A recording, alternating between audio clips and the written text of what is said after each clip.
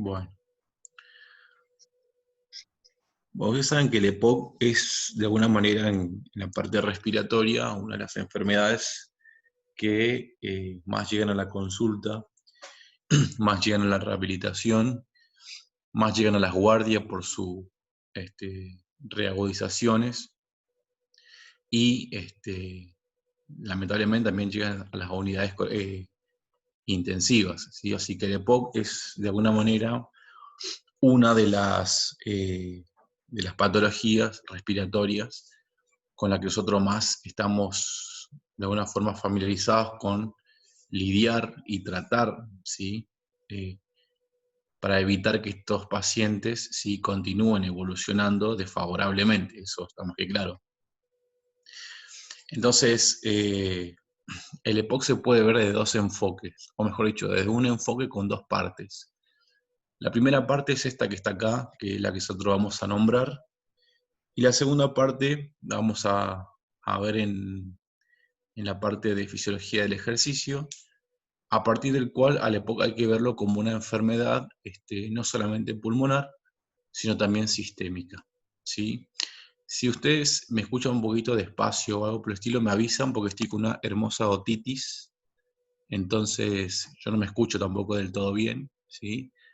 Y eso hace de que por ahí no sé si estoy hablando o muy fuerte o muy despacio, ¿sí? Si cualquier cosa, ustedes me lo hacen saber.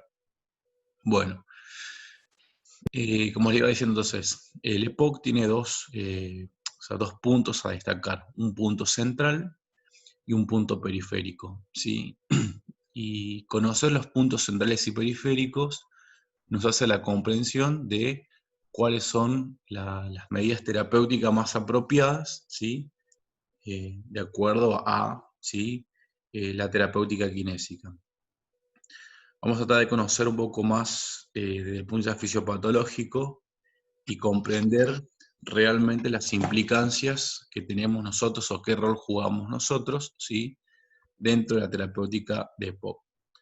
Voy a silenciar los micrófonos, ¿sí? Cuando sea necesario ustedes lo activan, ¿sí? Bueno. Ustedes saben que, como definición, entendemos que de alguna manera el EPOC presenta una obstrucción, ¿sí?, como una enfermedad pulmonar obstructiva crónica, ¿sí? Me habla de una obstrucción, ¿sí?, que es progresivo e irreversible al flujo aéreo. Vamos a partir de ese punto duro de la parte de EPOC, ¿sí? Es decir, que para que no se llegue a una obstrucción de característica irreversible, claramente tiene que haber un componente primario de educación a la sociedad, de educación para evitar que se desarrolle una serie o una cascada de alteraciones a nivel bronquial y de esa manera se produzca un cierre, ¿sí?, o una alteración estructural del sistema respiratorio. Esta limitación al flujo aéreo, fíjense que va evolucionando, ¿sí?, a medida que va progresando, ¿sí?, o que se va estacionando la enfermedad, ¿eh? Entonces, nosotros sabemos que en los pacientes con EPOC lo que sucede es que hay una situación, ¿sí?, que no permite que el flujo aéreo, que es, diríamos, como definición, una diferencia, ¿sí?, de presiones entre la atmósfera y la parte alveolar, se comuniquen como lo venían haciendo. Y ustedes recordarán que nosotros, para poder hacer ingresar un determinado flujo, necesitábamos de una determinada presión. Es decir, el volumen en el tiempo que me constituye el flujo aéreo necesitaba de una presión, ¿sí?, para que haya un determinado flujo. Claramente, ¿sí?, si yo tengo una obstrucción que impide que pase de la atmósfera hacia la región alveolar, estoy en presencia de que debo generar más presión para un mínimo volumen. Y es lo que va a pasar con los pacientes, ¿sí?, EPOC. Fíjense, bueno, la GOL también define al EPOC desde un enfoque extrapulmonar, ¿sí? Insisto, los factores extrapulmonares adquieren también mayor importancia en la reducción de la tasa de la morbimortalidad de los pacientes con EPOC. Por eso esta porción o esta parte extrapulmonar también nosotros la vamos a ver del EPOC porque va a justificar, ¿sí?, lo que va a ser la rehabilitación respiratoria. Entendemos también, ¿sí?, de que lo que sería la obstrucción no es completa, ¿sí?, es incompleta, pero que una vez establecida esa limitación al flujo, no hay marcha atrás, ¿sí? Y ahora vamos a ver algunas características o en qué situación, ¿sí?, llegamos a ese punto. Sabemos que el EPOC abarca o engloba dos tipos de situaciones. Por un lado, la bronquitis, ¿sí?, que habla de la inflamación de los bronquios, y por otro lado, la alteración del parénquima pulmonar, que hace referencia a la parte del enfisema, ¿sí? Definimos desde un punto de vista clínico a la bronquitis, ¿sí?, en las pacientes que presentan tos y expectoración, es decir, dos de los signos y motivos de consulta de característica respiratoria, ¿sí?, al menos durante 3 meses, durante 2 años consecutivos. Es decir, que la bronquitis crónica es un diagnóstico de característica clínica, ¿sí? Ahora también vamos a explicar qué es lo que sucede, ¿sí?, para que se produzca justamente esta tos, ¿sí?, y esta abundante mucosidad en los pacientes con bronquitis. Luego tenemos el enfisema, que es un diagnóstico más anatomopatológico, ¿sí?, a partir del cual lo que tiene que ver con las regiones alveolares están distendidas de una manera anormal porque de alguna manera el parénquima pulmonar va perdiendo, ¿sí?, o va generando algunas alteraciones en el cual las fibras de colágeno, ¿sí?, y de elastina se van perdiendo y la membrana basal que da sustento o apoyo a los alveolos se va desintegrando, ¿sí? Entonces, entendemos que estos dos eventos, la bronquitis, ¿sí?, y el enfisema, de alguna manera son las consecuencias de un proceso, ¿sí?, a partir del cual se instaura el EPOC, pero no es algo que se dé de un día para el otro. Muy bien. Sabemos que existen factores de riesgos asociados, entre los cuales tenemos el tabaquismo, ¿sí?, la exposición laboral, la contaminación, neumopatías pediátricas y el asma.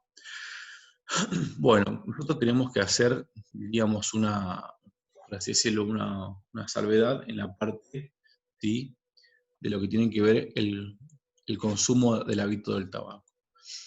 En primer lugar, podemos decir que se dan dos características o dos situaciones diferentes. Primero tenemos que para poder indicar por qué el cigarrillo me afecta, ¿sí?, el flujo aéreo, vamos a tener como una medida de referencia, de medición del flujo aéreo, el volumen expiratorio forzado en el primer segundo, en este caso medido por litros, ¿sí? Entonces recuerden, o recordarán que desde el punto de vista espirométrico, el volumen expiratorio forzado en el primer segundo no era, ¿sí?, el punto de corte que me definía un patrón obstructivo o un patrón restrictivo, sino más bien lo que me indicaba el volumen expiratorio forzado en el primer segundo era la gravedad, ¿sí?, de los patrones obstructivos. Bueno, entonces, lo que se ha visto es que en condiciones normales, ¿sí?, las personas que no fuman, ¿sí?, las personas no fumadoras, empiezan a partir de los 25 años aproximadamente, ¿sí?, a tener una tendencia a la disminución de ese volumen expiratorio forzado en el primer segundo. Es decir, que van disminuyendo, ¿sí?, el porcentaje de aire que vamos sacando, ¿sí?, con respecto a la capacidad vital. Eso es un deterioro normal, fisiológico, por los mismos cambios morfológicos de envejecimiento y senescencia celular que se dan en el aparato respiratorio, ¿sí? Eso es lo normal, ¿sí? Así debe ser. Ahora nosotros podemos ver que, teniendo en cuenta el mismo indicador, ¿sí?, existen, ¿sí?, fumadores que tienen un descenso más acusado, ¿sí? Que tiene que ver con un descenso del volumen respiratorio forzado en el primer segundo.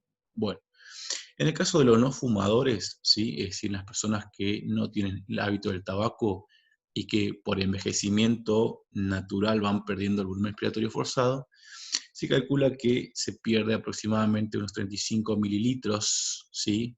De volumen respiratorio forzado, ¿sí? Por año. ¿Mm? Sin embargo, en los pacientes fumadores, ¿sí? De características no susceptibles, es decir, aquellos que tienen el hábito del tabaco, pero que por una condición genética tienen mayor protección a nivel pulmonar, generan una pérdida, ¿sí? Del volumen respiratorio forzado de 50 mililitros, prácticamente, ¿sí? O casi el doble de lo que hace un no fumador. Sin embargo, tenemos una otra clasificación, es decir, los fumadores que tienen una tendencia, ¿sí? Por estar desprotegidos de un punto de vista de configuración, que se denominan fumadores susceptibles. Estos fumadores, ¿sí? Tienen mayor tendencia, ¿sí? A tener lesiones, que generen mayor acusación, ¿sí? Hasta 100 mililitros por años, ¿sí? Empiezan a descender su volumen respiratorio forzado. Lo que sucede es que, ¿qué pasa? Hay una alteración en el flujo aéreo, ¿sí? Es decir, las pacientes van a tener menor flujo aéreo, pero cuando estos cambios se empiezan a dar, sobre todo en los fumadores, ya sean susceptibles o no, los cambios son radicalmente estables. Y generalmente las manifestaciones, ¿sí? Que se dan en estos pacientes corresponde a la quinta y a la sexta década de la vida, lo que es el periodo a partir del cual, ¿sí? Se produce de alguna manera el diagnóstico de EPOC. Pero cuando los pacientes llegan a la consulta, ¿sí? Con el neumonólogo, con el clínico, por la falta de aire, ¿sí? Ya se instauraron, ¿sí? Los cambios eh, a nivel bronquial que determinaron que haya un menor flujo, ¿sí? Aéreo. Aparte es destacar, con respecto a lo que tiene que ver la parte del consumo del tabaco, debido a que, en primer lugar, si nosotros hacemos un estudio de característica retrospectiva, ¿sí? Vemos que en los pacientes que ya tienen EPOC, si miramos para atrás, los pacientes que ya tienen EPOC y miramos para atrás, el 90% de los pacientes, ¿sí? Tienen un hábito de fumadores, ¿sí? Esa es la realidad. Entonces, ya con los pacientes diagnosticados de EPOC mirando para atrás, sabemos que existen, ¿sí? Una mayor asociación, ¿sí? En lo que es el hábito del tabaco. Pero si hacemos un estudio prospectivo, ¿sí? Vamos a tener un dato que es más particular, ya que haciendo un seguimiento, no todos los fumadores, es decir, no todos los fumadores en el tiempo, ¿sí? Van a desarrollar EPOC, ¿sí? O van a desarrollar una alteración al flujo aéreo. Entonces, de esa manera, nosotros podemos decir que cuando hacemos un estudio retrospectivo, ¿sí? Encontramos que el 90% de los pacientes que presentan EPOC tienen como antecedente el hábito del tabaco. Sin embargo, si hacemos un estudio prospectivo, es decir, seguimos a todos los pacientes que tienen el hábito del tabaco por lo menos hasta los 75 años, vamos a ver que solamente entre el 15 y el 20% de los pacientes que fuman van a desarrollar EPOC, ¿sí? Ahora, es una cuestión, ¿sí? Con respecto al hábito del tabaco, que también sucede, no sé si ustedes ya vieron con Alfredo la parte de infarto de miocardio, el hábito del tabaco con respecto al infarto. Hay una gran asociación entre hábito del tabaco e infarto de miocardio, tanto en estudios retrospectivos como en estudios prospectivos, es decir, hay más chance que los pacientes desarrollen infarto de miocardio y no EPOC, ¿sí? En aquellas personas que fuman. Ahora bien, fíjense que a pesar de los cambios que se instauran de manera constante, ¿sí? E irreversible, cuando la persona ¿sí? Deja el hábito de fumar, ¿sí? Tiende a aplanar esa involución, ¿sí? En caída que tenía como consecuencia, ¿sí? De ser fumador, y alargar, ¿sí? De alguna manera el tiempo hasta que se manifieste la disnea de característica incapacitante, que es lo que, presentan, perdón, los pacientes con EPOC. De ahí la recomendación a todos, ¿sí? De abandonar el hábito del tabaco una vez instaurado, ¿sí? El diagnóstico de EPOC. Claramente que el abandono del tabaco es un capítulo aparte, en líneas generales, porque se trata de una adicción. Pero solo sabemos que abandonar el tabaco aún, ¿sí? Teniendo consecuencias del EPOC, siempre genera mejorías, ¿sí? Es decir, alivia la sintomatología y evita que el paciente en el menor plazo o en el corto plazo presente justamente la disnea incapacitante que lo hace totalmente dependiente y poco funcional. Dentro de los otros elementos que colaboran, ¿sí? Al EPOC está la exposición laboral. Obviamente que es difícil, estamos hablando de factores de riesgo, no estamos hablando de una etiología, es decir, no estamos hablando de que estos elementos van a colaborar sí o sí en desarrollar EPOC, sino acentuar, agravar, ¿sí? O despertar, si se quiere, junto con otros factores asociados, el desarrollo de EPOC. Entonces, hablamos de exposición laboral, ¿sí? Sobre todo en aquellos trabajadores que trabajan con diferentes tipos de polvos minerales o vegetales, ¿sí? Acentúan su riesgo de reagudizar EPOC. La contaminación atmosférica, bueno, es algo que todavía está de alguna manera en estudio, pero se sabe que en los países donde hay mayor contaminación, ¿sí? O en las zonas urbanas donde hay mayor contaminación, hay mayor motivo de consulta relacionado con EPOC. Cuando hablamos de factores genéticos vamos a tocar el tema de la antitripsina, ¿sí? La antitripsina, que de alguna manera es un protector de la región alveolar. En realidad, la alfa-antitripsina es una enzima inhibidora, ¿sí? Es una sustancia inhibidora de sustancias que tienen la finalidad de renovar la parte proteica en todos los tejidos, ¿sí? Entonces, las personas que tengan alteraciones genéticas de la alfa-antitripsina, que ahora vamos a ver cuál es su rol, ¿sí? Pueden desarrollar prematuramente obstrucción crónica al flujo aéreo, ¿sí? Esto también es importante porque va a determinar diferentes tipos de características del efisema en los pacientes portadores, ¿sí? De enfermedad obstructiva crónica. Las neumopatías pediátricas, ¿sí? Hacen o colaboran en la cual no se pueda desarrollar adecuadamente el sistema pediátrico, o sea, el sistema, perdón, el desarrollo normal del pulmón, a partir del cual, ¿sí? Durante la infancia y aproximadamente hasta la adolescencia, el pulmón empieza a generar maximidad, si se quiere, relacionado con sus funciones, es decir, con su capacidad vital. Cualquier tipo de neumopatía pediátrica, ¿sí? Una bronquiolitis, ¿sí? Una membrana hialina, puede generar que no se desarrolle adecuadamente la maximidad en los volúmenes pulmonares y eso predisponer a los pacientes en la vida adulta a desarrollar EPOC. También está claro, ¿sí? Que si bien no está bien claro la relación entre asma y EPOC, está claro que en los pacientes asmáticos, ¿sí? Tienen más probabilidades de tener alteraciones morfológicas, ¿sí? Y desarrollar EPOC. Es algo que se ha asociado, ¿sí? En menor proporción, pero que se sabe que el paciente asmático, ¿sí?